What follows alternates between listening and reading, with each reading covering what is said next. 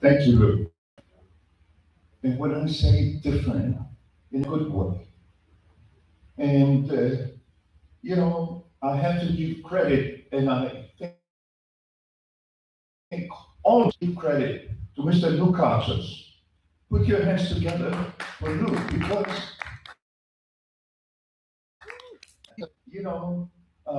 I used to be in music years ago.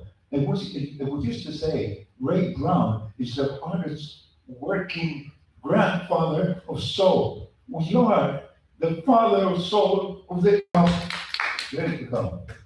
I was asked to do the presentation in English for obvious reasons, and I will do that, but I will include the Hellenic language as well. And after so many presentations and good speakers, there isn't too much to say. So I selected a few things that in my readings and in my about the Hellenic Revolution are important to know. And the more I read, the more I educate myself. After 25 years that I've been studying the intricate moments of the Hellenic Revolution, I am still learning. I am still of the Hellenic Revolution led to the creation of a Greek state after nearly 4 centuries of Ottoman domination following the fall of Constantinople. So in this presentation, I wish to approach 1821 with seriousness and reverence. I'll challenge certain myths or simplifications, and this is not to diminish the glory, the courage, or the sacrifice of those who fought deeply, and I shouldn't agree with that. From the outset, we must emphasize something of immense importance. For the first time in the long history of Hellenism, a state was created bearing the name Hellas for the first time. The Greek Revolution was influenced by the great revolutionary movements of the modern age, of the Διαφωτισμού. Yet, it decisively differed from that. It was not political, social, or class-based. It was above all national, ethnic excellence. There had been many uprisings before 1821, often encouraged their own strategic aims. One of them was the example because Greek hopes were stirred, especially in the clear. Greek freedom would not come as a gift from abroad. It would have to be won through struggle. So revolution was not simply a rebellion against oppression, it was the political awakening of a nation that had existed before it possessed a state. In memory, in language, in faith, in historical consciousness, and cultural continuity. So what occurred in 1821 was in Greek terms, and I'm using the Hellenic language, η ανάδυση του έθνους και μετά η ίδρυση του κράτους. Πρώτα η ανάδυση και μετά η ίδρυση, σε αντίθεση με την Αμερικανική Επανάσταση που ήταν η ίδρυση του κράτους και μετά εν καιρό δημιουργήθηκε μια εθνική αφύπνιση. Το ίδιο ακριβώς έγινε και με την Γαλλική Επανάσταση, η οποία, εάν την εξετάσουμε, απέτυχε, αλλά ήταν πρώτα κράτος, βασίλειο, αυτοκρατορία και μετά δημιουργήθηκε η εθνική συνείδηση. Αυτό είναι που κάνει την Ελληνική Επανάσταση ιδιαίτερη. Before the revolution, the Orthodox Christian peoples of the Ottoman Empire were often described by different terms. Hellen, Greekos, και Romeos. So the term Hellen was known as mostly among educated circles, merchants, intellectuals, and certain fanatics. But among the broader people, the term Romeos remained deeply familiar. It referred to the Orthodox Christian heirs of the Eastern Roman Empire, what later Western historiography would call Byzantium, and we accepted it as the Hellenic state lately for many reasons, which is not for this time to explain. So this identity, Romeos, carried with it faith, memory, and continuity. So the Ottoman system granted certain privileges to the Orthodox millet, especially through the ecumenical patriarchy, beginning after the conquest of Constantinople. But privileges are not rights. And privileges may be granted and withdrawn. Rights imply equality. The Orthodox Christians of the empire could never enjoy true equality unless they renounce their faith and enter the dominant order. This reality reveals the profound spiritual and national meaning of 1821. So the revolution did not emerge suddenly or accidentally. It was prepared by ideas, networks, sacrifices, and visions. Rigas Veleos dreamed of the broader Balkan liberation under the cultural leadership of the Romeosyne, with Greek, the Hellenic language, as a language of civilization and administration. Later, the founding of the Philiki Eteria in Odessa in 1814 marked a decisive step toward organized national revolution. Major shifts also occurred in Greek political thought. The old hope that Russia or some foreign protector would liberate the Greeks was increasingly exposed as an illusion. It was an illusion. And even today is an illusion.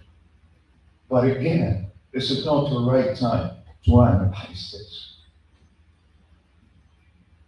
One of the most moving aspects of the revolution is that members of the Greek aristocracy, the fanatics, elite, the educated classes, merchants, clergy, warriors, and common people all contributed to the cause.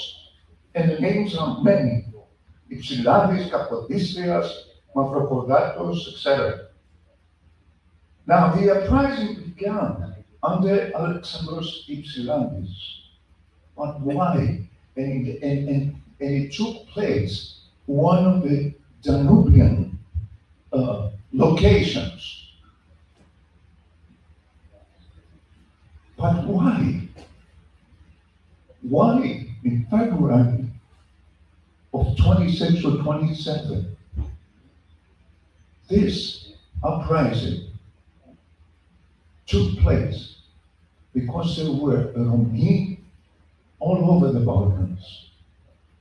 Now, there's some statistics that say that there were 9 million that had that identity of Romeosyne. Some of them spoke the Hellenic language, some spoke Arvanitica, some spoke Vlachica, and some spoke Turkish. I mean, υπήρχαν τουρκόφωνοι και στη Μικρά Ασία, οι οποίοι ήταν Ορθόδοξοι, αλλά η γλώσσα τους ήταν η τουρκική.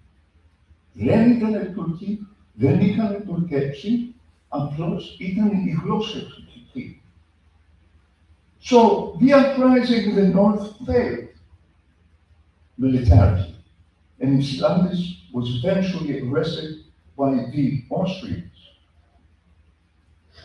If the revolution was successful with its Islandis, today we would be celebrating a different day, a different location. I want you to make a note of this, because as things unfolded and our prostatires ignamis, our protectors, made the decision for us what name to undertake. Because according to Rigas, it would be a Romania. Εμείς λοιπόν λέμε η Ρωμανία και πέρασε, ανθή και φέρει κι άλλο. How many of you have you heard this? Some of you. But what is beyond dispute is that the revolution spread rapidly in the Morea, στην Peloponnneso, especially in Mali, and throughout the Peloponnese, where Klephas, Armatoli, local captains, nobles, clergy, and initiates of the Philiki Eteria were ready to act. And of course, among them was Theodoros Kolokotronis. Another thing about the Greek Revolution, it was one of the longest and most difficult struggles in modern European history. It lasted nearly 9 years, from 1821 until the London Protocol of 1830.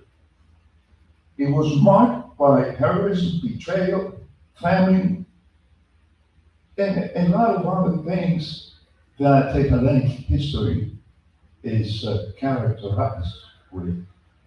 And the Battle of Navarino was decisive, but it did not create freedom in a single moment. It came after years of agony, endurance, and blood. And here lies one of the most beautiful truths about March 25. Greeks do not primarily celebrate the diplomatic recognition of the state in 1830, which is unique. We celebrate the beginning of the struggle. We honor the moment of decision, the moment when a subjugated people chose sacrifice over submission, dignity over fear, and freedom over despair.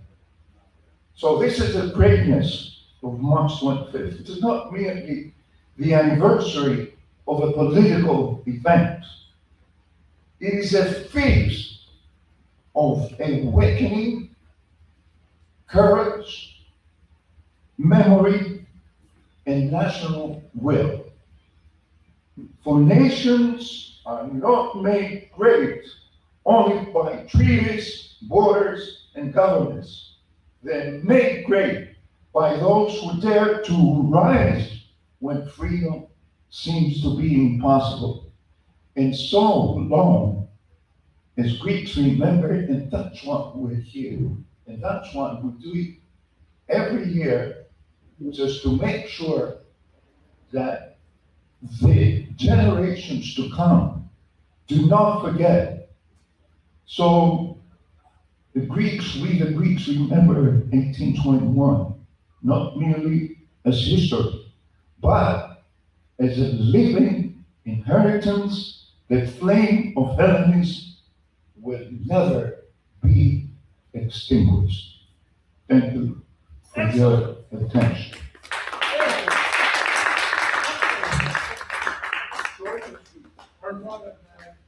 This is beautiful. This is fantastic because, quite frankly, it works perfectly because we'll also have some time to chat about this, and then we're going to start at 7 o'clock sharp. I will say one thing, okay, that many people don't know, forgotten, but the Serbian Revolution lasted almost 30 some odd years. Okay, it started in 1804. I think it ended in 1835 against the Ottoman Empire. A long revolution. But no one remembers the Serbian Revolution. Nobody talks about it. Nobody remembers it, unless you're obviously Serbian or what have you. What distinguished the Hellenic Revolution that people talk about it, people were involved in it, the U.S., etc. You can speak better on that, Costa, than I can. But what distinguished the Hellenic Revolution? What distinguished it had to do with Western history. They felt that this was their history, what took place in Athens, what have you, in the ancient world, etc., was part of their culture, part of their history. And that's why it was remembered by everyone, and everyone was a part of it. How many people do you know that went and fought in the Serbian Revolution? I can't think of any. Maybe you can, of course. So, in terms of Hellenism, I have to be honest with you, Peter. In terms of Hellenism, outside of the intellectuals, outside of the people that you mentioned that were extremely well known, many people within who were the fighters, etc., and all these people did not really were a part of this philosophical thing that has to do with the concept of Hellenism. They just weren't a part of it. So that was basically my small comment about it. In terms of Vigas Pereos, of course, Vigas and his so-called Harki, his so-called map. The so-called map took into account all of the Balkans, quite frankly. A lot of what is now Turkey, because his concept, had to do with, as you said, the concept of the Romi. Who were the Romi? The Romi were not only Edenists, they were people of other ethnic backgrounds, but they were basically Orthodox. Whether Bulgarian, whether Albanian, whether whatever. So it's really tragic that we never united as the Romi. Okay, in other words, the real Romi. And even today, we look at the Balkans, and we look at the separation of all the people. Okay, we look at the disagreements that we have, for example, with Bulgaria historically in different wars. The problem we have with Albania, to this particular time period. And and when you sit back and you dream, and you have these dreams, you say to yourself, wouldn't it have been amazing if we were actually more united as a Balkan people?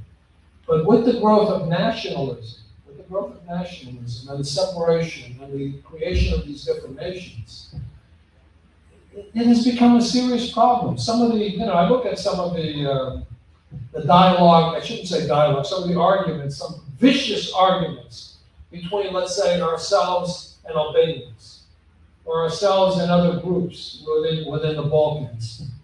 And it's really something that I think in the future, we have to sit down and really have this dialogue with all these different nations and all these different people and really discuss what makes us more united than we imagine. We listen to songs, we listen to the dances, we see the dances, and we realize how linked we are. There's different voices, as you said, but we are really more together as a people historically over centuries than most people imagine. With that, we're going to take a break. If there's any questions or any comments, please do them. You have 9 minutes.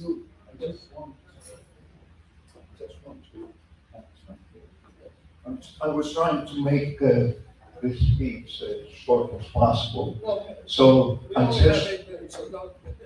just want to add that the main, and listen to this, the main ingredient, a few months ago, Venizelos, Venizelos, right? He's intellectual, he knows the history.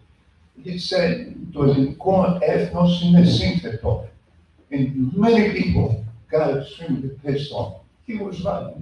Είναι σύνθετο. Αλλά τι συνέβαλε σε αυτό το σύνθετο έθνος να αποκτήσει αυτόν τον επικισμό, αυτή την υπερηφάνεια. Το γεγονός ήταν ο ελληνισμός. Ήτανε η θρησκεία, ο κοινός παρανομαστής της σύνθεσης αυτής. Περίμενε. Ήταν η θρησκεία.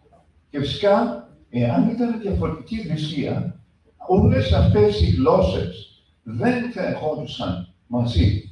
Οπότε ήταν η θρησκεία και το μεγαλείο του ελληνισμού. Δεν είχαν οι Αλβανίτες, ας πούμε, αυτή την ιστορία, οι Σλάβοι, οι Βλάχοι, οι Τουρκόφωνοι, αλλά εφόσον είχαν τη θρησκεία που ήταν ο συλλεκτικός κρίκος και ακόμα και σήμερα αυτό ισχύει. Πού πάμε για να βρεθούμε, πού πάμε για να ψάνουμε τον εθνικό ύμνο, πού πάμε, στις εκκλησίες πάμε. Πού είναι τα σχολεία, τα περισσότερα. Υπάρχουν και κοσμικά σχολεία. Οπότε αυτό ήθελα, δεν το ξεπέρασα στα γρήγορα, ότι αυτό είναι το μεγαλύτερο. Όταν μιλάμε ελληνισμός, μέσα στον ελληνισμό είναι και η θρησκεία. Είναι μέρος της κουλτούρας μας. Γι' αυτό και έχω κάνει μια ολόκληρη έρευνα και μαζί με τον Λου έχουμε συνεργαστεί πολύ σε αυτό το θέμα. Μετά τη δεύτερη-τρίτη γενιά, εάν δεν είσαι συνδεδεμένος με την Εκκλησία, έχεις απομειωθεί πλήρως. Και αυτό έχουμε στατιστικά. Το έχουμε κάνει συζητήσεις με τον Λου πολλές φορές. Πάνω τη σπάσου, επί του θέματος αυτού. Και γι' αυτό πρέπει να είμαστε σίγουροι ότι η Εκκλησία παραμένει ισχυρή. Ξέρω, υπάρχουν αμφιβολίες και υπάρχουν και διάφορες παράπονα, αλλά ξέρετε κάτι, δεν υπάρχει κανένας οργανισμός που να είναι τέλειος. Πιστεύω ότι είμαστε υπό τη σωστή διαχείριση και διαπονία και πνευματική οδήγηση ενός πάρα πολύ καλού ιεράρχη. Αυτή είναι η ταπεινή μου άποψη και μπορούμε να συνεχίσουμε έτσι. Γι' αυτό λοιπόν ας συνεχίσουμε για μια πολύ επιτυχημένη παρέλαση. Και πάλι ένα μεγάλο ευχαριστώ στον Λου Κάτσο και στους συνεργάτες του.